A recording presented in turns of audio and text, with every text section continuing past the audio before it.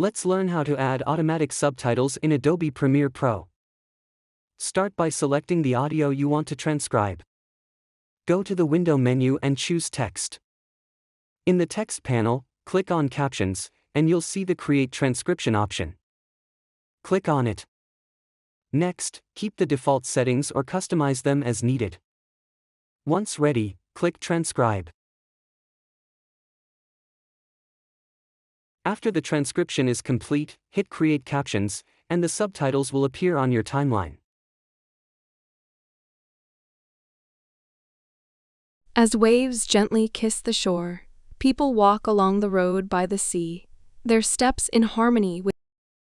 You can double-click to edit text or adjust formatting in the Essential Graphics panel. When exporting, you can burn captions into the video or save them as a separate file. That's it. Like, subscribe, and share for more tips.